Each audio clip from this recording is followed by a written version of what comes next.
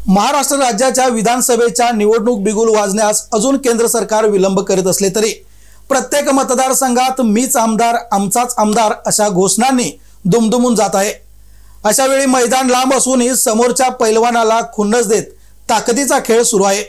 अशातच कायम चुरशीच्या लढतींनी लक्षवेधी ठरलेल्या इचलकरंजी विधानसभा मतदारसंघात आत्तापासून उमेदवारीवरून डावपेच सुरू झाले आहेत। यामध्ये अनेक मातेबर नेते मंडळींनी अग्रेसर होऊन भूमिका मांडत आहेत।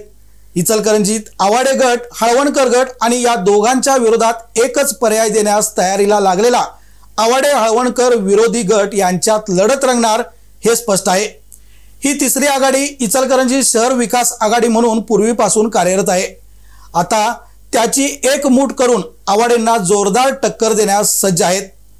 या आघाडीतील प्रमुख नेते मँचेस्टर आघाडीचे सागर चाळके यांनी कालच जांभळे समर्थकांच्या मेळाव्यात केलेल्या वक्तव्यानंतर मतदारसंघात खळबळ माजली असून भस्मासुराला गाडा या शब्दाने भर पावसाळ्यात राजकीय वातावरण भडकणार असल्याचे बोलले जात आहे। सगळ्या पार्टीच्या ठिकाणी मला जायला अधिकार आहे, फक्त या गावातील जो भस्मासूर प्रकाश आवाड आहे त्याला बाकी साहेब ह्यावेळेला आपण काढल्याशिवाय सोडायचं नाही। याविषयी अधिक माहिती अशी मतदारसंघात तिसरा पर्याय उभा करण्यासाठी जांभळे गटाने मेळावा आयोजित केला होता। यावेळी अनेक नेत्यांनी जोरदार भाषणे करत पर्याय उभा करण्यास समर्थन दिले। यावेळी भाषणासाठी उभे राहतात सागर चाळके यांनी सरळ आवाडे गटावर तुफान शाब्दिक तोप डागण्यास सुरुवात केली।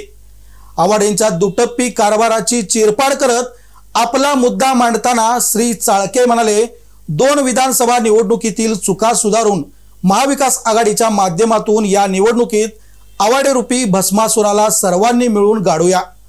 त्यासाठी इचलकरंजीतील सर्व आवाडे विरोधकांना व समविचारी लोकांना अशोकराव जांभळेंनी एकत्र करावे व आवाडेंचा पराभव करावा असे आवाहन केले। आवाडे साहेब, आपण या 5 वर्षांमध्ये तुम्हाला आमदार करण्यामध्ये आम्ही पण चूक केली आहे, ही चूक आम्ही कबूल करतो। जांभळे साहेब, त्यावेळेला काही मतभेद आमच्या हळवणकर साहेबांच्यावर झाले आणि आम्ही साहेब तुमच्या सायजिंगवरच आमचं वाद झालं, आठवतंय का तुम्हाला? तिथं सायजिंगवर कमिटीच्या वेळेला आमचं आणि हळवणकर साहेबांचं वाद झालं आणि तिथून आम्ही हळवणकर साहेबांच्या पासून लांब झालो आणि म्हणून 2019ला मग आम्ही सुद्धा आवाड्यांना आमदार करण्याचं पाप या इचलकरंजी शहरामध्ये आम्ही केलो, त्याचा सुद्धा पापाचा धनी आम्ही आहे।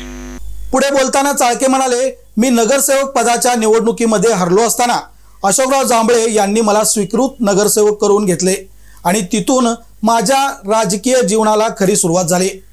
माझ्या राजकीय जीवनात केलेल्या त्यांच्या उपकारांची परतफेड म्हणून सुहास जांभळे यांच्या उमेदवारीसाठी मी प्राधान्य देईन। यापूर्वी आवाडे यांना पाडण्यासाठी मी सुरेशराव हळवणकर यांना निवडून दिले, परंतु ती चूक होती। चूक सुधारण्यासाठी पुन्हा आवाडे यांना मी मदत केली आणि पापाचं धनी झालो। दोन्ही वेळच्या चुका दुरुस्त करण्याची आता संधी आहे। राज्यात शरद पवार ज्येष्ठ नेते आहेत, त्याप्रमाणे इचलकरंजीत अशोकराव जांभळे आपण ज्येष्ठ नेते आहात। अनेक वर्षे आपण आवाडे विरोधक म्हणून काम केले आहे। अनेक नगराध्यक्ष, विविध समित्यांचे सभापती आपणच केलेत, त्यामुळे त्यांना सोबत घेऊयात।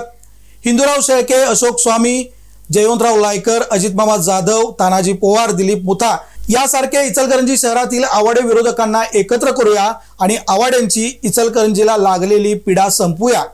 या निवडणुकीत सर्वांच्या एक विचाराने एकास एक उमेदवार देऊन आवाडे रूपी भस्मासुराला मिळून गाडूया असे आवाहन केले। आज मी सुद्धा या ठिकाणी जे आपल्या समोर बोलतोय ते फक्त जांभळे साहेबांच्यामुळे मी आज या ठिकाणी तुमच्या समोर बोलतोय। अनेक लोक जांभळे साहेबांनी, आज मामा जाधव आहेत, तानाजी पवार आहेत, हिंदूराव शेळके आहेत, सगळ्यांच्या राजकारणामध्ये सगळ्यांना चेअरमन करण्यात, नगराध्यक्ष करण्यात सर्वांमध्ये जांभळे साहेबांचा वाटा सर्वप्रथम आहे।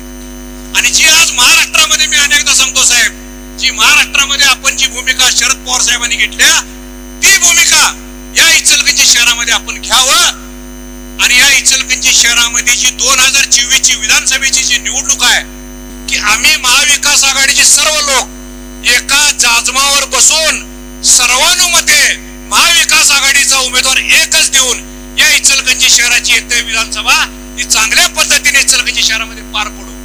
मला सुद्धा साहेबांचा फोन आला की सागर तू मीटिंगला ये, मला काय अडचण नाही म्हटलं साहेब, मी काय अपक्ष माणूस आहे, मी कुणीकडे बी जाऊ शकतोय, फक्त आवड यांच्याकडे नाही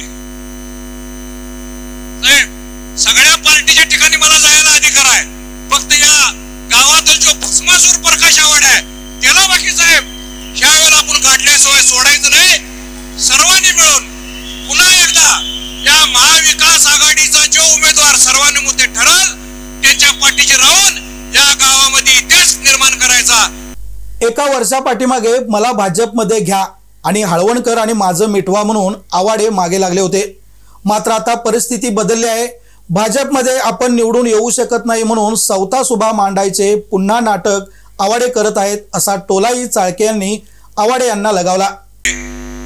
ज्यावेळेला ज्योतिरादित्य शिंदे या कार्यक्रमासाठी इचलकरंजी शहरामध्ये आले होते त्यावेळेला अगदी विनवण्या करून की मला भाजपमध्ये घ्या, माहिती आहे का सगळ्यांना, मला भाजपमध्ये घ्या, माझं हळवणकरांचं साहेबांचं मिटवून द्या, अशी जाहीर कबुली त्या कार्यक्रमाच्या निमित्तानं त्यांनी केली होती. पण आता जसं निवडणुका आता वर्ष 2 महिन्यावर आलेल्या आहेत आणि त्यांच्या असं लक्षात आलेलं आहे की आता भाजपमध्ये उमेदवार घेऊन आपण निवडून येणार नाही किंवा भविष्यामध्ये महाराष्ट्रामध्ये भाजपचं सरकार येणार नाही. आणि म्हणून आपण आता ताराराणी आघाडीने अपक्ष राहिलं आणि उद्या जर महाविकास आघाडीचे सरकार आलं तर परत त्या सरकारमध्ये घुसण्यासाठी म्हणून एक त्यांचा डाव या इचलकरंजी शहराच्या लक्षात आलेला आहे.